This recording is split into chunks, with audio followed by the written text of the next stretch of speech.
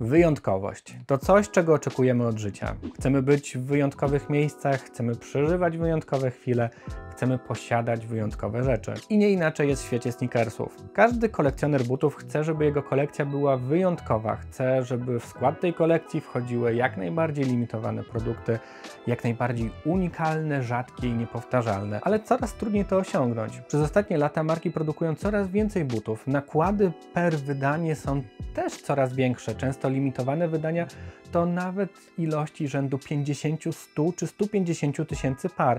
Więc czy dalej można mówić tu o wyjątkowości i indywidualności? Raczej nie. Do tej pory największą barierą w budowaniu fajnej, ciekawej kolekcji była dostępność produktu i niemożliwość tak naprawdę kupienia niektórych wydań. Dostępność produktów przestała być problemem, głównie ze względu na rynek resellerski i cały biznes, który stoi na odsprzedaży. Jedyną barierą są teraz pieniądze i to, jak dużo jesteśmy w stanie wydać na kolejną parę butów. Ale dalej, czy możemy mówić tu o indywidualności, jeżeli kupujemy parę, którą ma na przykład 2, 3 czy 5 tysięcy ludzi na całym świecie? A jeśli chcielibyśmy być jeszcze bardziej indywidualni, co nam zostaje? Zostają nam customy. Początkowo temat, który opierał się na malowaniu Air Force'ów bądź innego białego produktu Nike, a przez mniej lub bardziej zdolną osobę przez lata zyskał na popularności, dorobił się specjalistów i dorobił się naprawdę wysokiej jakości rzemieślników. I właśnie jedną z takich osób pokażę Wam w dzisiejszym odcinku,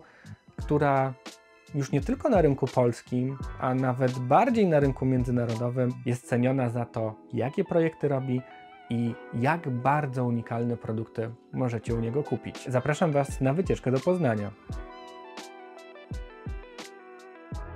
Siemanko, jestem Margielo, witam Was w mojej pracowni. Dzisiaj pokażę Wam trochę więcej i dowiecie się więcej o tym, co robię i jak to wygląda. Jesteśmy w Poznaniu, znajdujemy się w mojej pracowni, która została przerobiona z dawnego sypu w blokach z wielkiej płyty. Mamy całą przestrzeń, opowiedz o niej więcej. Co tu widzimy? Jakie masz tu gadżety? Ogólnie historia tego miejsca mnie urzekła. Jestem z tą pracownią związany, ale na początku było to miejsce, które pozostawiało wiele do życzenia. Z braku laku zdecydowałem się na to i w momencie remontu okazało się, że mamy dodatkowe 1,5 metra wysokości, ponieważ był tutaj jak taki podwieszany sufit. No i to całkowicie jakoś zmieniło obraz postrzegania tego miejsca. Teraz naprawdę uwielbiam to miejsce. Dzięki temu, że to odkryliśmy, mogłem wstawić tam wiele rzeczy, które zajmowałyby tu miejsca, więc miejsce automatycznie stało się o wiele większe. Zrobiłem sobie tam również galerię, powstawiałem jakieś fajne fotki, które mój kumpel robił tych butów. Moje jakieś trofea w stylu koszulki piłkarskiej, czy jakichś syntezatorów, starych gratów PlayStation. Czyli można powiedzieć, że muzyka, konsole, piłka nożna i buty to jest coś, co wypełnia Twoje życie. No totalnie, naprawdę. Jeżeli chodzi o zajawki oczywiście. To jest moja jaskinia i totalnie mam tutaj wszystko. To miejsce też ma nazwę, to nie jest tylko jakaś pracownia Margiela, tylko Syp 2.0 i chodzi też tutaj o dawaniu nowego życia dla butów, chociażby jak przy przeszczepach, robieniu jakichś swapów, czy rzucaniu sneakersów na wibramy. Ze starego sypu miejsce odzyskało swoją duszę. No i czuję, że to jest jakoś kompatybilne dalej z tym miejscem, pomimo że znajdowały się tu kiedyś śmieci. Wcześniej pracowałem w mieszkaniu, więc komfort pracy jest teraz nieporównywalny. Teraz czuję się o wiele swobodniej, mając 2 miejsca w życiu i tą sferę, która jest tylko związana z pracą i z jakimiś zajawkami. Główna ściana to jest to, co widzimy tutaj. Masz wszystko to, co jest Ci potrzebne do wykonania butów. W większości tak, no. Czyli po kolei idąc, może od prawej, bo wiem, co jest od prawej, czyli mamy nici. Czyli to, co oczywiście wszystko do przeszycia, jest maszyna nowa do szycia. Dużo czasu zajmuje opanowanie czegoś takiego? No nie, no maszyna nie jest skomplikowana do momentu, do którego Ci się nie popsuje. Ja wychodziłem w ogóle z założenia, kiedy zaczynałem to robić, że no wiesz... Połowa, jak nie więcej, narodu chińskiego to robi, nie? Wiesz, dlaczego to ma być skomplikowane? Kiedy ludzie siadają przy tej maszynie i po prostu szyją. Ale czy to było Twoje pierwsze zetknięcie z maszyną do szycia? Nie. Czy to jeszcze niestety, czasy może studiów? nie, a może stety. W sensie mówię bardziej o tym, że na początku miałem inną maszynę. Kupiłem rymarską. Rymarz szyje siodła dla koni, a ja na nich szyłem buty. Więc było ciężko, ale dużo doświadczenia na niej zyskałem, bo nauczyłem się trochę o mechanizmie samego działania maszyny. Zacznijmy od samego początku. Jak zaczęła się Twoja przygoda z kustomizacją? Żeby powiedzieć, jak do tego doszło, to cofniemy się trochę w czasie i opowiem Wam o tym, co ja robiłem na początku, bo kształciłem się w liceum plastycznym, więc z zawodu jestem plastykiem. Później studiowałem rzeźbę w Toruniu na ASP. Ostatecznie wylądowałem na muzykologii, ponieważ to była też jakaś moja pasja. A zwieńczeniem tego wszystkiego jest to, że zostałem hydraulikiem w Berlinie, więc pierwsze zarobione duże pieniądze po powrocie zostały zainwestowane w sprzęt muzyczny. Cały czas poświęcałem temu, żeby sobie gdzieś tam dłubać tą muzykę, ale mojej dziewczynie jednak to nie pasowało, ponieważ uważała, że za dużo czasu mam wolnego. I znalazła mi takie ogłoszenie w lokalnym miejscu zajmujące się kustomizacją butów. Pomyślałem w sumie, że mógłbym spróbować, ponieważ była to praca, która bardziej wydawała się przyjemnością, jakimiś zajęciami plastycznymi niż ciężką chorłową. W sumie jesteś artystą, czyli praca dla artysty, która początkowo miała nie być pracą. Wyszło całkiem inaczej, ale to jest właśnie fajne, chyba to lubię w życiu, że tak wyszło. Złapałem jakąś falę i zaufałem temu, że poszedłem w te buty i cieszę się, że jestem w tym miejscu. Pamiętasz pierwszą parę butów, którą w tamtym miejscu pracy z którą miałeś do czynienia? Na pewno tam poznałem większość modeli ze stajni Nike'a, z Air Maxów. Bardzo podobały mi się od początku jedyneczki, ale pamiętam dzień, w którym dostaliśmy do renowacji na Waterspoona jedyneczki 9.7. To chyba od tamtego momentu pomyślałem trochę inaczej o kustomizacji, bo to mi się kojarzyło bardziej z jakimś soul swapem, z innymi materiałami, ponieważ Trux tam obłędnie wyglądał. I można powiedzieć, że Waterspoon jest takim moją inspiracją. Myślę, że byłby zadowolony słysząc coś takiego. No wiesz co, raz robiłem, tam zresztą wisi jedynki inspirowane tym wydaniem Gazeli. Wiadomo, gdzieś tam chyba go otagowałem w tej pracy i gdzieś nawet skomentował, że spoko, nie? Że propsuje. Więc naprawdę fajne doświadczenie. Czyli mamy nici i maszynę. Co mamy tutaj? To jest prasa do tłoczenia skóry. Tutaj za pomocą Czyli tak jak tej dźwigni. swoje logo. Nie, to jest akurat haft. To też Okay. jest inna sprawa, to powiemy. Ale tutaj dla przykładu Wam pokażę. Zobacz sobie tutaj. Masz specjalne takie matryce, które wytłaczają na skórze logotyp. W tym przypadku jest to Nike Air Max.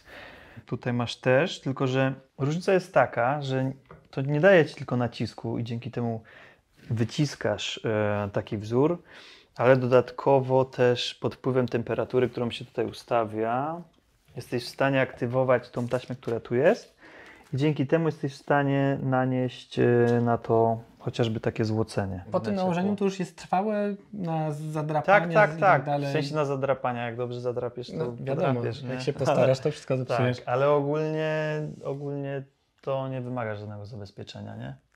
Okay. Później. Czyli jest to kolejny element do tworzenia detali. Tą część stołu pomijam, bo to jest, wydaje mi się, dość ciekawa część stołu, do której wrócimy. Trzymamy się ściany, mamy farby, widzę, że używasz Angelusa. No jest to taka jednak topowa marka. Tak, to jeszcze ja pamiętam czasy, kiedy ciężko było coś kupić u nas w Polsce, trzeba było wszystko ściągać ze Stanów. Tak. I to była jedna z takich rzeczy, którą na forach bucianych buciarze te 15 lat temu ściągali, bo właśnie odmalowywanie podeszwy to było przede wszystkim do tego, to służyło wtedy. No widzisz, ja w ogóle jeszcze w tamtych czasach w ogóle nie byłem w tym, ani trochę. Więc używam, tak, rzadko się zdarza. Zazwyczaj korzystam już z gotowych skór, ale jeśli gdzieś tam jakiś odcień mi nie pasuje, to czasami się posiłkuję farbami, nie? Ale czy tam przy nadaniu yellowingu większego dla podeszwy to też użyję. Natomiast jest potrzebne, ale nie używam tego codziennie. Okej. Jeżeli masz podeszwę, to starasz się, żeby ta podeszwa w finalnym projekcie miała już ten kolor docelowy od razu? Tak, ze względu na to, że jednak mimo wszystko trwałość. Trwałość. Więc w takich ton odcieniu gdzieś tam jeden w górę, w dół to jest spoko. Ale ogólnie nie maluję. To teraz przeprowadź nas przez swój proces projektowania. Wszystko zaczyna się na papierze. Z małymi wyjątkami może, bo często działam też tak w takim jakimś chaosie po prostu moich pomysłów. Dobieram materiały, zaczynam szyć, bo nie mam czasu albo chęci, żeby coś wcześniej naszkicować. Natomiast gdy robię coś dla klientów, oczywiście wszystko zaczyna się od tego, że projekt jest gotowy i dopiero wtedy ruszamy z szyciem. Większość z tych projektów powstawała bez szkiców, z jakimś pomysłem w głowie. Dla mnie dużą inspiracją też, jeśli chodzi o takie tworzenie, no to był Vincent van Gogh, książka o pasji, która też uważam, że jest, bardzo na mnie wpłynęła i dzięki temu jestem tu, gdzie jestem. On działał w takim nieładzie twórczym i ja też po prostu, jak mam jakiś pomysł, to nie potrafię tego powstrzymać, po prostu jadę z tematem. Mam syf wokół siebie, to, że dzisiaj jest tak czysto, no to kwestia tego, że robię na spokojnie projekty, nie jestem w trakcie robienia czegoś tak dropa, ani kolejnego pomysłu. Jak powstaje pomysł? W sensie budzisz się i masz tak, że coś tam zatrybiło w trakcie w nocy i wpadło ci, przyśniło się? Rzadko kiedy mam wolną głowę od w ogóle jakichś myśli i myślenie o projektach jest... Akurat overthinking w takim wydaniu jest zbawieniem dla stajni moich butów, które uszyłem. I no naprawdę czasami wieczorem, jak zaczynam myśleć o jakichś butach, o jakimś pomyśle, to ciężko już później zasnąć tak naprawdę, nie? Z takim projektem i czekam, żeby to zrobić. No pierwszy raz miałem tak ze Squid Game'ami. Jak oglądam seriale, to raczej od dechy do dechy bardzo szybko, więc to samo, tak. więc poświęcam sporo czasu. Wystarczy mi dzień, czasami 2, żeby skończyć. Przebodźcowany takimi rzeczami, do tego dołożysz jeszcze sneakersy, to nie jesteś w stanie powstrzymać tej lawiny jakichś tam potencjalnych pomysłów. I tak było w tym wypadku. No ale często to jest właśnie coś takiego, że jest takie, wiesz, zaskoczenie i mówisz, no dobra, to musi być to, nie? Na przykład. Które dają ci największą satysfakcję, jeżeli chodzi o tworzenie? Wszystkie. Ja często trafiam po prostu w dobry moment, jeśli chodzi o release tego. W przypadku tych Air Maxów, które robiłem z plecionką, no to też było moment wydania Air Jordanów, właśnie Unionów. Ja mam taką zasadę, że nie wpadnie mi nigdy do głowy nic, co by mi się nie spodobało, więc za tym idzie i tak mimo wszystko taka... wiarygodność z tego punktu, że no ja robię to, co lubię, nie? Powiedziałeś, że część projektów powstała bez szkiców. I to jest tak, że rzeczywiście masz, nie wiem, masz wykrojnik i zaczynasz szyć? Mam skóry, mam materiały, które potrzebuję. Próbuję sobie je gdzieś tam zestawić razem ze sobą i szyję. 100% twórcza praca. Tak. No to jest pierwsza uszyta para jest najbardziej twórczym etapem. Okej. Szkicowanie oczywiście też i tworzenie takich natomiast taka organiczna praca twórcza to jest ta pierwsza parka. Jak ją szyjesz, jeszcze nawet nie wiesz, co tak naprawdę do końca na niej będzie, nie? Musisz zdecydować na pewne rzeczy przed jej montażem, tak jak na przykład hafty, których nie możesz zrobić później po już ułożeniu tej bryły na kopyto. Czyli porównując to trochę do tego artyzmu, do którego trochę w sumie mi się fajnie odwołać, że to jest trochę jak malowanie obrazu, na zasadzie wiesz, co chcesz namalować i mniej więcej co, w jakich kolorach, gdzie ma być, ale jakby całość kompozycji powstaje w trakcie. Tak mi się wydaje, no i ten etap tworzenia pierwszej pary właśnie tak wygląda. I nie dość, że jest niesamowita satysfakcja, jestem pochłonięty, no bo robię to, wiesz, w 100% pierwszy raz, nawet nie jestem w stanie o niczym innym pomyśleć. No i to jest fajne. Narzędzia, główne narzędzia i to już widzę, że to jest coś do pracy, już rzeczywiście pracy manualnej. Rozpoznaję oczywiście młotek i nożyczki. Powiedz mi, co z perspektywy tworzenia butów jest takim narzędziem, które trzeba mieć? Dobrze. Z czego korzystasz często? Dobrze. Wiesz co, z ostrzem to można sobie poradzić, czy nożyczki, czy skalpel, czy jeszcze jakieś inne noże. To wszystko jest potrzebne do tego, żeby wycinać te wzory konkretne i konkretne elementy, tak jak mamy na butach. Tutaj mamy, wiesz, w tym przypadku, no to wszystko trzeba wyciąć jakoś precyzyjnie. Takie noże muszą być ostre, czy skalpele. W przypadku skalpeli, no to kupuję sobie jakiś zestaw po prostu 100 takich skalpeli i je bardzo często wymieniam. To jest trochę taka chirurgiczna praca, przynajmniej tak to traktuję, bo chcę, żeby było wszystko jak najbardziej precyzyjnie wycięte. Natomiast najbardziej rozpoznawalnym chyba takim narzędziem obuwniczym są takie cęgi obuwnicze, które służą na etapie nawijania cholewki na... Nigdy nie widziałem takiego narzędzia. Tak? Nigdy. No, Przypominam trochę dziadka do orzechów, ale nigdy nie widziałem tego. Okej, spoko.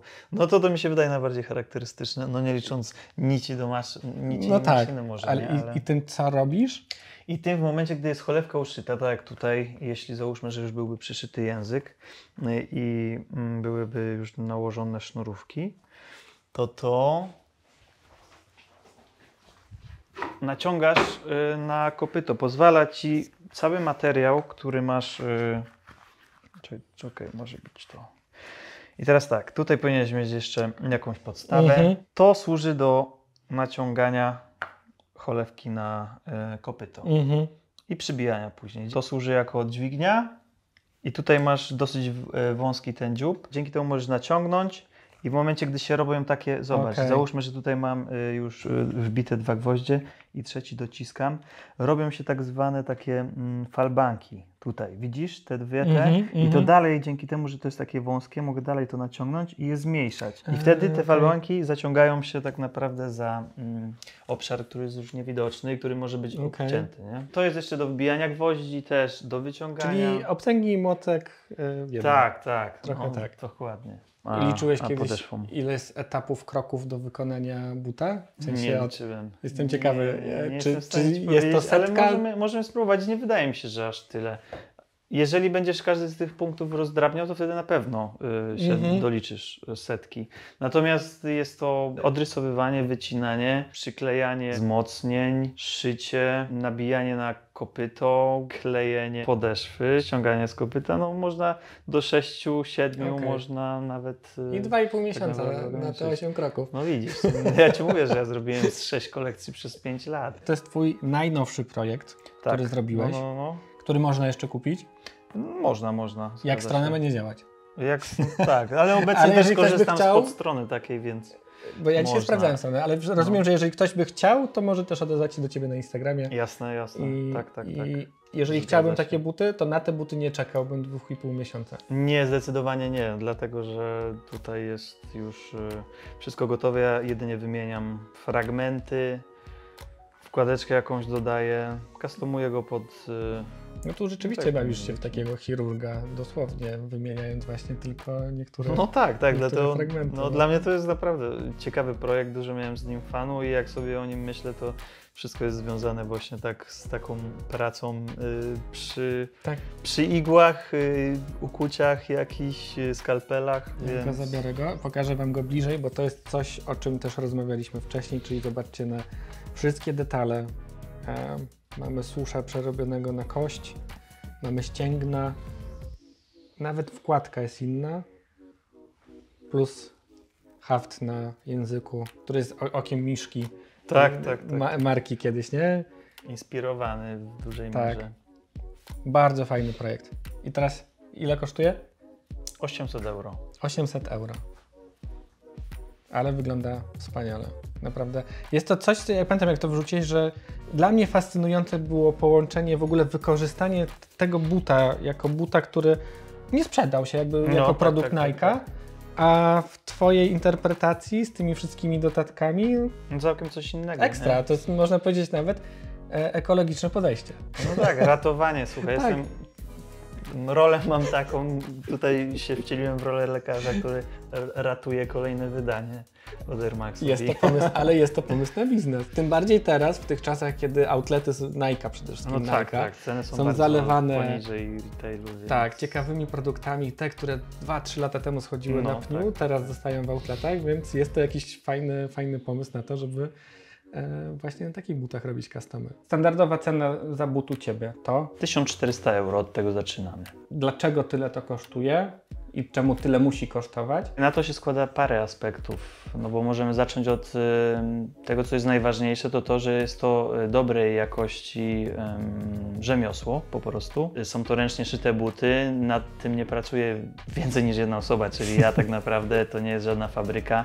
Mam tutaj ze sobą wszystko to, co jest potrzebne do stworzenia takiej parki. Drugą sprawą jest czas poświęcony na to, ponieważ kiedy ktoś zgłasza do mnie takie zlecenie, to trwa to mniej więcej więcej około 2,5 miesiąca. 2,5 miesiąca na jedną parę. Tak. W czasie jestem Tak. w stanie robić parę tych projektów, natomiast mimo wszystko, żeby tego nie robić w pośpiechu, żeby wszystkie detale były dopracowane, to należy jednak, żeby ten but rósł, a nie wyskoczył. To wszystko też wymaga czasu, nie? Czy jest jakikolwiek element poza podeszwą, który zostaje w finalnym projekcie? Czasami wkładka.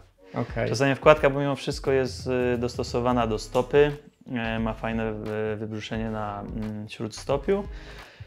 Zostaje. Jako pianka ściągam z niej górny materiał i wrzucam mi tak często skórę albo inne personalizowane jakieś materiały, które są z jakimś nadrukiem albo z jakimś haftem. Więc jeżeli chodzi o te aspekty, no to tak jak mówiłem, jest to czas, jest to moja praca, jest to też docenienie mojego designu, ponieważ...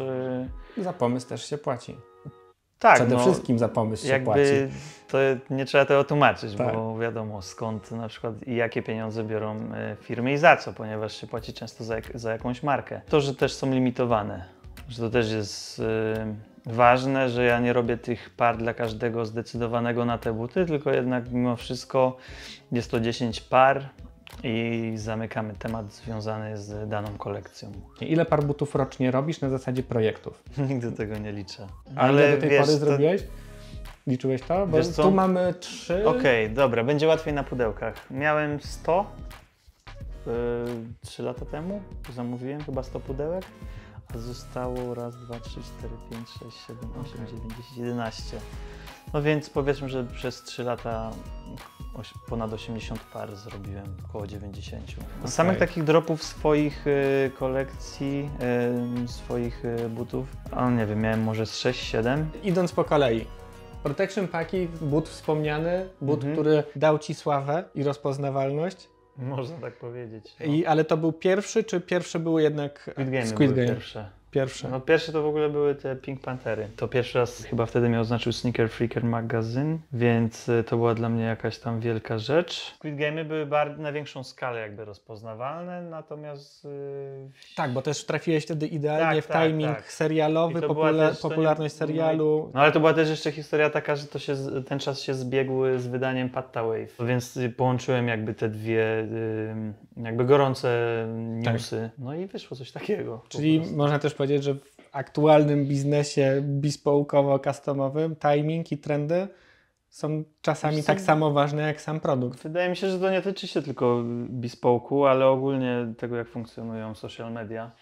Wszystko szybko jest masowo lubiane i później zapominane. Więc tak, ale to nie jest... To jest może strategia, ale ja robię tylko rzeczy, które lubię, jakby, więc... Gratuluję, jakby zazdroszczę Ci tej możliwości, bo to jest jeden z luksusów obecnych czasów. No, że możesz robić to, co rzeczywiście sprawia Ci w 100%. Cenię sobie to w mojej pracy, że jestem niezależny i że mogę robić to, co lubię. I żyć dzięki temu sobie spokojnie. Opowiedz mi trochę więcej o tych projektach. Tak, żeby też widzowie wiedzieli, że w całości, poza tym najnowszym, w całości wszystkie te buty, które widzimy tutaj, poza podeszwą, one w całości są uszyte przez Ciebie od kawałków, tak jak widzieliśmy wcześniej. No mamy tutaj akurat 3 rodzaje. Tutaj są buty szyte od podstaw. Natomiast tutaj użyłem cholewki, która mi została. Mam też dużą zajawkę teraz na ten trend stawiania sneakersów na vibramach. Dla mnie to jest naprawdę mega fajnie to wygląda. Nie każdy to docenia.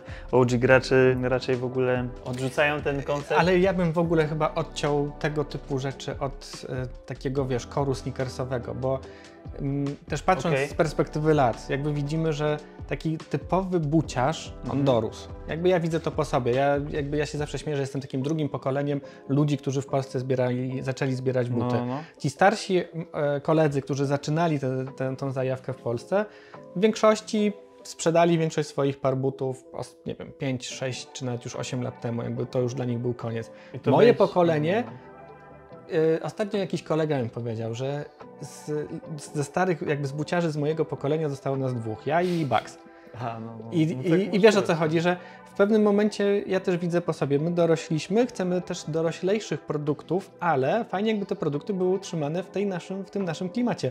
I na przykład to jest o tyle ciekawe, jakby kumam ten trend, bo jednak no, nie zawsze fajnie jest pójść do pracy w Air Maxach 1. Nie każdy może, no bo czasami dress code jest wymagany taki, a nie inny, a z kolei w tego typu butach one już dają taki trochę klimat bardziej casualowy, do którego chinosy, jakaś tam polóweczka czy koszula wygląda lepiej, można w tym iść do pracy, a dalej zostajesz w tym, wiesz, swoim klimacie nieco bardziej luźnym, więc jak najbardziej to kumam. Jest to fajne, ale powiedziałeś, że cholewka była lekko zmieniona tutaj?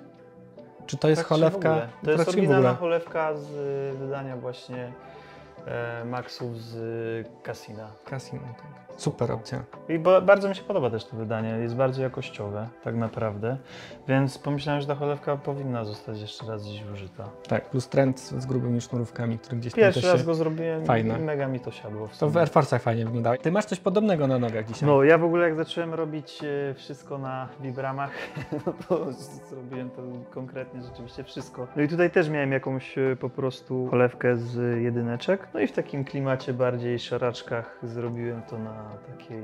Czy to jest coś, co trafi do sprzedaży u Ciebie? Bo widzę, że dawców jest sporo. Dawców jest sporo, natomiast... Z podeszwami gorzej. Wiesz, co chwilę miałem na to jakiś pomysł, jak znajdę więcej czasu, może się zastanowię i przygotuję jakiś taki gotowy produkt. Ale póki co testuję sobie sam, noszę. Bardzo lubię po prostu w nich wchodzić, bo dają jakiś taki świeży look. Tak. No nie jest to coś, co możesz znaleźć w sklepie. Nawet nie znajdziesz podobnego produktu. Kiedyś Colhany były podobne i Nike kiedyś zrobiło takie casualowe buty na podeszwie lunarowej. One się w ogóle nie przyjęły. Ale to było, wiesz, 10 lat temu, nie? Często jest tak, że może w nieodpowiednim momencie niektóre rzeczy są Myślę, że tak. Jak speedcuty teraz masz sobie na przykład. Tego akurat nie rozumiem. To jest, wiesz, wracają rzeczy z naszej młodości, nie? No tak. I to jest trochę tak, że... Ale w speedcuty chyba nawet w czasach naszej młodości nie były fajne. Nie były wtedy totalnie, ale teraz są fajniejsze niż w tamtych latach. No ale jest takie założenie, że wtedy do rurek to naprawdę bardziej to wyglądało. A teraz przy szerokich spodniach to bardzo fajnie się ogrywa. To inny klimat. To wiesz, kwestia właśnie też czasów naprawdę, no. Tak. Dajcie znać w komentarzach, jak Wam się podoba. I ile macie lat? Jak Wam się podoba? Idąc dalej, czy interpretacje produktów limitowanych to jest Twój patent na to, żeby złapać się właśnie na trend i zyskać jakoś na popularności, czy to rzeczywiście są produkty, które przyjmują się, jeżeli chodzi o sprzedaż? To jest jakby jedna z dróg do tego, w jaki sposób tworzę designy. Czuję, że taką mam manierę tworzenia, czy tam taki styl, który opiera się na interpretowaniu obecnych stylów, trendów i jakichś, nie wiem, ciekawostek, ciekawych rzeczy, nowych. I tak to wygląda. Czy masz z tych dwóch, któryś projekt jest Twoim bardziej ulubionym, czy coś, co tak naprawdę ciężko Ci określić, bo wszystko, co zrobisz, jest fajne? Wiesz co, teraz je traktuję tak przez pryzmat tego, jak wyglądają na mojej nodze i wolę zdecydowanie bardziej woweny niż Tiffany. A od razu zapytam, czy wszystkie, które tu widzimy, to są w Twoim rozmiarze buty? Tak. Okej.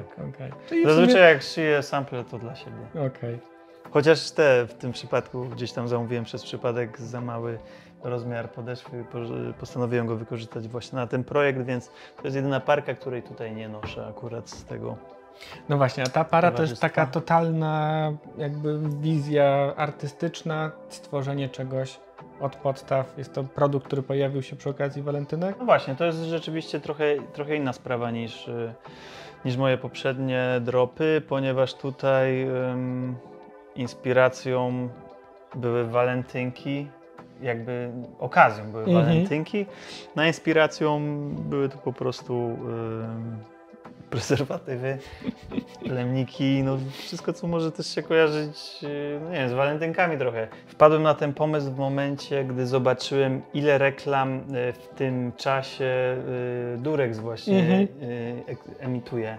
Naprawdę olbrzymią ilość i oni chyba też bardzo do tego dnia 14 lutego podchodzą, mega, robią duże kampanie, nie? Więc jeżeli ktoś z agencji reklamowej bądź po prostu z działu marketingowego Durexa chciałby na kolejne walentynki mieć ciekawą interpretację właśnie Air Maxów jedynek, to link w opisie. Z specjalną kieszonką na Wasze produkty. No właśnie, czyli tak jak mówiłeś, większość produktów jest przemyślana, są te detale. No oczywiście, w plecionkach mamy tą plecionkę, która była też motywem przewodnim, jeżeli chodzi o Jordany jedynki. I tak jak mówiłeś wcześniej, wymagało to od Ciebie nauczenia się nowej formy szycia, czy w ogóle konstrukcji. Spoko, ja bardzo lubię takie wyzwania. W tym wypadku było to bardzo czasochłonne, ale efekt jest super. Testujesz to z perspektywy takiej użytkowej, na zasadzie, że uszyłeś to i chodziłeś w tym bucie, żeby zobaczyć, czy to trzyma się, czy to... Jasne. Okay. Każdy but jest noszony. I tu też mamy detale, jest wkładka, która również jest obszyta. Więc wszystko tutaj się zgadza. Widzę te produkty i mam z nimi do czynienia pierwszy raz, jeżeli chodzi o taką namacalną i możliwość wzięcia tych rzeczy do ręki. Jest to dla mnie wręcz nawet fascynujące, że te produkty nie różnią się niczym od takiego feelingu produktu Nike'owego, a już też to powtarzałem, ale nawet właśnie z perspektywy materiałów one często nawet wypadają dużo lepiej niż, tak jak nie wiem, ja mam dzisiaj Air Maxy na nogach. Chciałbym, żeby Nike robił takie Air Maxy. Daj im znać, gdzie jest. Nike, jeżeli też chcielibyście, to... Ale słuchaj, tu jest jeszcze taka ciekawa sprawa, że to też był but testowy, no bo tak jak Ci mówię, są sample. I ja tutaj na początku testowałem różne techniki. Chciałem też dać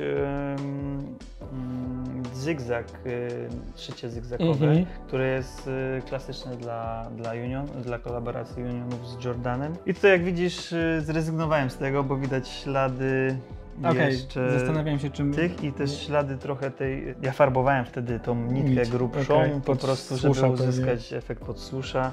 Stąd jeszcze widać tutaj te wszystkie detale. Więc to jest historyczna tak naprawdę, no nie wiem czy historyczna, ale trochę finalny produkt dokumentalna praca. Tak, czy finalny produkt różnił się od tego pierwowzoru, poza tym szyciem?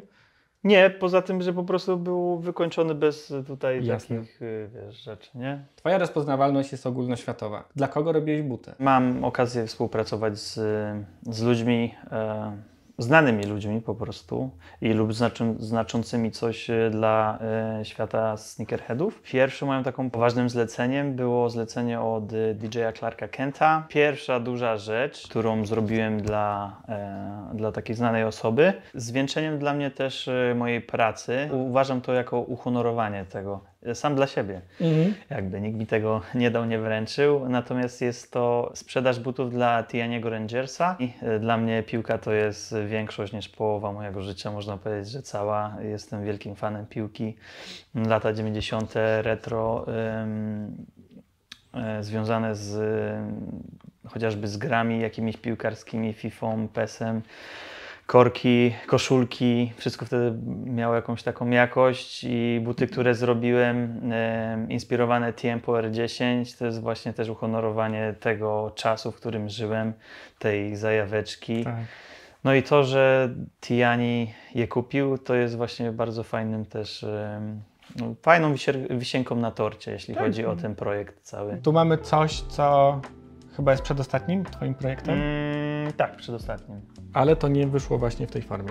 Tak jak to nie wyszło w tej formie. Ja mając rozterki co do tego, w jakiej kolorystyce ostatecznie powinien wyjść ten produkt, to zrobiłem dwie pary, w której użyłem dwa inne toeboxy, więc jest różnica taka, że jest tutaj inny toebox, inne też zakończenie tego decorative panelu, którego się pozbyłem, żeby bardziej imitować buty piłkarskie, które są zazwyczaj z jednego materiału zrobione, tylko poprzeszywane i po prostu za pomocą pianki też są wypchane, takie napęczniałe. Wydaje się, że są wieloelementowe. No i podeszwa też była tutaj czarna. No i to są sample, które używam dla siebie, lubię tą parę. Lubię też shape, który z nich wyszedł, po prostu dzięki użyciu pianki, bo piankowa jest cała cholewka. I to jest model, który został kupiony przez Tiani Rangers. Ranger. Kupiłem finalny produkt, ale nie to. Tak. Tak, czyli to, co No, mamy tak, tam. tak. Czyli trafiły w sumie do odpowiedniego miejsca, do Tak, odpowiedniej zgadza się, osoby. jestem bardzo zadowolony właśnie z tego, że mogłem go poznać. Że... No właśnie, to jest ciekawa historia, Tak, bo on tak. zamówił u ciebie buty, ty dowiedziałeś się, że to jest on? Tak, On to dowiedziałem się. Na początku myślałem, że jakiś zbieg okoliczności, natomiast adres zamieszkania Mediolan już nie pozostawiał wyobraźni dużo do rozkminiania i Okej. wiedziałem, że to jest on. Czyli zrobiłeś mu dla niego buty i zawiozłeś mu je do Mediolanu. Tak, udało się akurat spotkać, pojawić na meczu. W dodatku zrobił super niespodziankę, bo dostałem koszulkę z finału z Riyadu, w której grał, gdzie wygrali taki historyczny puchar z podpisem. Super opcja. No naprawdę mega. Jako dodatek Mega w ogóle super do całej człowiek, pracy. Mega To... spotkanie. To jak ty oceniasz rynek customowy w Polsce? W Polsce to raczej nie ma za bardzo, nie? Prócz paru osób, ale to wynika też z tego, że ludzie raczej nie traktują tego poważnie, a często odnoga customowa, która jest nazywana bespoke'ami, czyli tym, co ja robię, jest uważana wręcz za po prostu przysłowiowe podjeby. Nie? Wiesz, że po prostu nie są z fabryki Nike, więc to nie są buty warte uwagi. Miałem taką sytuację właśnie przy wydaniu walentynkowym, że ktoś zamówił mnie buty, a po chwili napisał, że jednak ich nie chce, bo gdzieś tam się doczytał, że to nie jest oficjalne wydanie z Nike'em. A jak oceniasz ten rynek światowy, customowy, jeżeli chodzi o projekty? Czy on jest ciekawy dla ciebie? Jest bardzo ciekawy. Jeśli chodzi o same bespoke'i, to już mniej. Teraz bardziej mnie jara customowanie na gotowej parze butów, jakby nie szycia jej od podstaw. Niczego nie zrywasz, doszywasz ewentualnie. Czyli tak twój dalej. ostatni projekt jest trochę wejściem w to. Tak, dokładnie. To jest właśnie też moja wytyczna, że chciałbym z czasem zacząć robić właśnie tego typu customy bardziej niż bespoke'i, natomiast nie chcę rezygnować z jednego ani drugiego. To jest bardziej kwestia czasu potrzebnego na realizację, nazwijmy to takiego flow biznesowego, że szybciej jesteś w stanie osiągnąć gotowy produkt i nie wiem, no, chociażby sprzedawać go więcej, czy raczej dla ciebie jakaś taka naturalna droga, że to w tym twoim wyrazie artystycznym jest teraz ci bliższe? Dla mnie to jest nowe, coś nowego, coś fajnego, w którym po prostu chciałbym się sprawdzić, bo szycie tego na nowym bucie, a nie szycie tego od podstaw, tak jak robiłem do tej pory, no to jednak jest inna droga, inne możliwości też.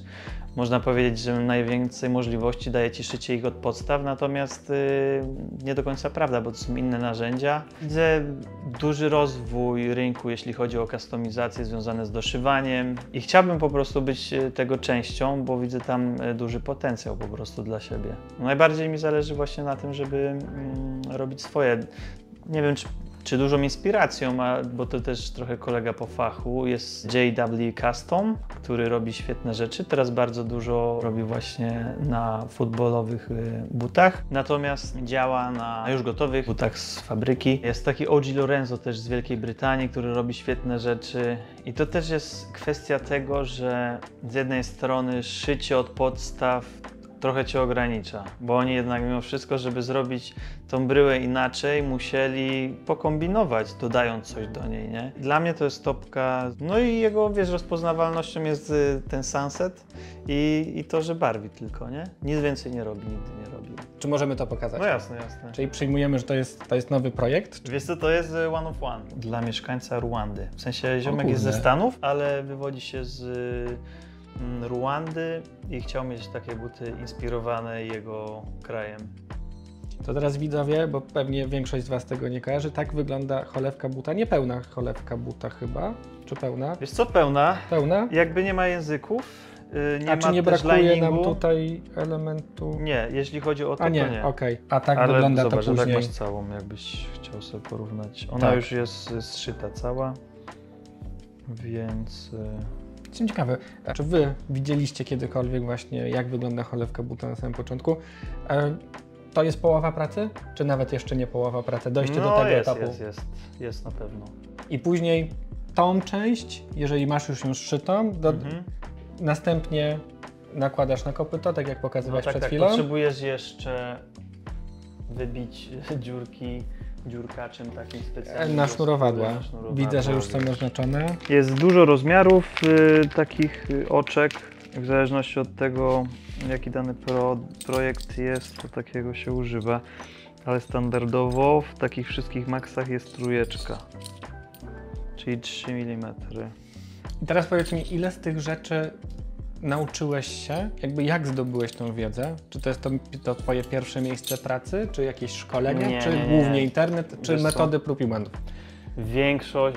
Nic tak naprawdę w pracy się nie nauczyłem z takich rzeczy, ponieważ tam przeprowadzaliśmy renowacje i kustomizację w sensie stricte malowaniu, nie? Po butach. Natomiast ja dużo spędziłem czasu na YouTubie, ale dużo też Instagram i po prostu urywki tego, co chcieli schować trochę, albo pokazać też z drugiej strony na backstage'u, jak powstają takie buty. I to były dla mnie bardzo cenne lekcje, nie takie wprost, ale później wszystko praktykowałem, po prostu próbowałem to powtórzyć i sprawdzić po prostu metodą prób i błędów, co rzeczywiście jakie czynności on wykonał i czy ja robię to dobrze i tak dalej, nie? No i dobra, mam tutaj trójeczkę i mogę wam pokazać, jak to wygląda mniej więcej. To jest też trochę inaczej wygląda ten młotek, natomiast jest to ta sama zasada młotka. I w tym momencie wybijamy sobie zaznaczone miejsca. Możesz sobie... W taki sposób uzyskujemy dziurki. Z tego powstaną takie buty, gdzie muszę jeszcze kolejną technikę użyć, plecienia tak naprawdę. Okej, czyli tą cholewkę będziesz jeszcze ciął? Będę ciął, no. Okej, czyli tworzysz najpierw buta, żeby go później pociąć. Kawałeczek odcinam, taki pasek, jaki tutaj jest potrzebny na to, żeby weszła ta plecionka. Do tego muszę się pozbyć, żeby ona wyglądała później dobrze. Będę dalej się trzymał tego, że jakby to podejście takie właśnie wizualne, artystyczne jest dla mnie fascynujące, bo sam nie myślę w ten sposób, więc... No wiesz, to dla mnie to jest techniczna bardziej rzecz, nie? Ale mimo wszystko, wiesz, to jest połączenie tego, że musisz, jakby wiesz, do jakiego etapu musisz dojść, żeby później ten swój finalny produkt mimo wszystko przeobrazić jeszcze w coś innego. No. Ale musisz od samego początku wiedzieć, do czego dążysz, no bo czasami możesz nie uwzględnić jakiegoś punktu przejścia i tak dalej, co zepsuje późniejszy efekt, albo finalny efekt będzie niemożliwy przez to. No tak, Więc wiesz, dla mnie jak właśnie pod tym takim kompleksowym myśleniem o tym projekcie, to jest o tyle ciekawe i takie, no fajnie, ja bym tak chciał, no bo to myślę, że myślę w totalnie inny sposób. Tak, jasne. Wiesz co, na pierwszy rzut oka się wydaje rzeczywiście skomplikowane z tego względu, że jak pomyślisz sobie, jak powstają takie projekty but od A do Z, to najpierw rysuje to ktoś bardziej artysta, który nie ma pojęcia w ogóle o logistyce tego, jak stworzyć takiego buta. Później jest osoba, która to wszystko musi wdrożyć technologicznie, czy to się da i tak dalej. Później kolejna osoba, na końcu jest ktoś, kto szyje, więc to jest naprawdę multum rzeczy,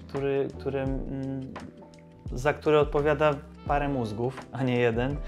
A w tym wypadku ja na przykład robiąc taki projekt, bo sobie wymyśliłem, bo część mnie sobie wymyśliła, że robię sobie z plecionką taki woven sobie zrobimy. No ale później musisz się jeszcze tego nauczyć, jak to zrobić, nie? Bo projekt jest spoko, no ale wdróż to. No i to jest kolejna rzecz, która już jest mało, wiesz, związana z artystyczną pracą i musisz być już tak naprawdę wtedy rzemieślnikiem.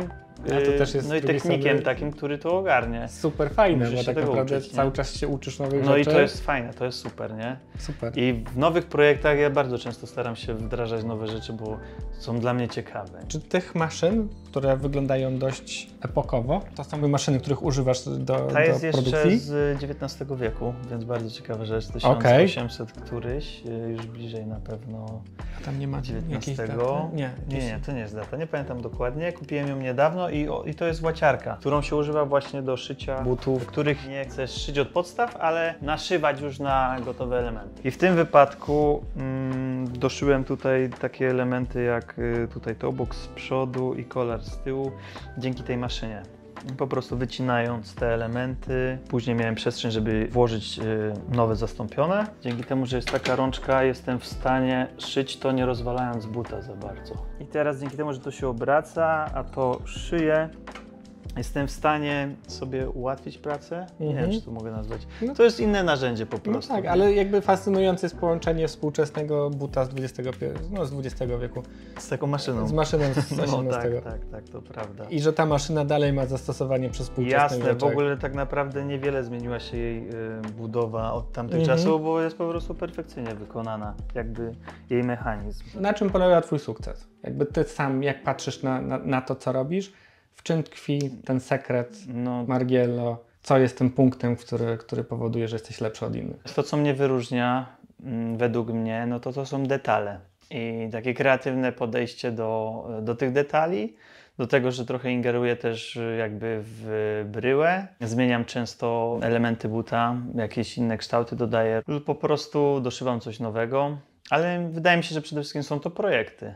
Bo bardziej się czuję tak naprawdę i chciałbym być bardziej odbierany jako ktoś, kto tworzy, kreuje, niż szyje. W sumie wszystko łączy się w całość, jesteś artystą. I tak jak wcześniej się trochę zaśmiałem z tego, ale twoim płótnem rzeczywiście są buty. No tak. I takie było moje założenie, w sensie jak też załapałem zajawkę na buty z tego względu, że poczułem, że mogę się wyrażać powiedzmy artystycznie czy plastycznie za pomocą butów, sneakersów i czuję się bardzo kompatybilny z tą drogą, nie? Co nas czeka, jeżeli chodzi o to, co planujesz? Czerwiec, lipiec, coś nowego, czy dopiero po wakacjach? Wiesz co, nie mam na to planów, póki co próbuję się wygrzebać ze wszystkiego, co muszę zrobić. Nie mam pojęcia, powiem Ci szczerze. Czyli czekasz na ten pomysł? Jest fajny projekt po drodze, ale nie wiem, czy wyjdzie z takim dużym buty dla takiego topu z muzycznej sfery.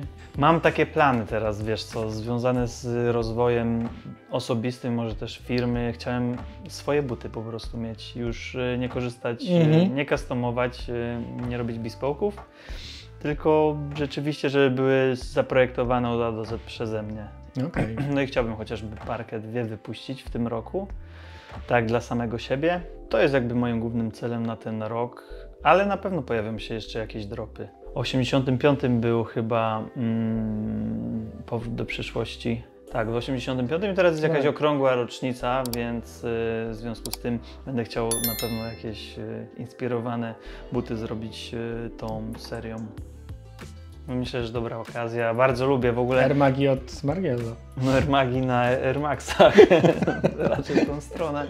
Ale wiesz co, to jest też film, który zobaczyłem dzięki zajawce na streetwear, bo no wiadomo dlaczego się za to zabrałem, ze względu na Air Magi i tak dalej. No i Boże, przegapiłem kawał dzieciństwa, tak sobie myślę teraz, natomiast świetny film, naprawdę. Tak. Z chęcią zrobię coś takiego. Czyli wszystkie najnowsze rzeczy od Patryka będziecie mogli zobaczyć na jego Instagramie. Więc link w opisie, też na ekranie kilka razy się na pewno wyświetlił, więc śledźcie uważnie i będziemy czekać na nowe projekty. Tak jest. Była to mega inspirująca wizyta, mam nadzieję, że Wam również się podobała. Jeżeli będziecie w Poznaniu, odwiedźcie Patryka w jego sypie. Sprawdźcie projekty na żywo, bo naprawdę na żywo robią wrażenie. Od momentu naszego nagrania Patryk zdążył spotkać się z Ronaldinho i dać mu buty inspirowane właśnie Tiempo R10, które widzieliście w odcinku. Dodatkowo zrobił kolejną parę dla Tianiego i przy okazji skończył projekt butów inspirowanych Rwandą, które widzieliście w trakcie odcinka, gdy były zszywane. Więc Margiello serwuje ciągle coś nowego. Sprawdzajcie jego Instagram i tyle. Bardzo dziękuję Wam za oglądanie. Jeżeli ktoś dotarł do końca tego odcinka, wrzućcie subskrypcję, dajcie lajka, wrzućcie komentarz i do następnego. Cześć!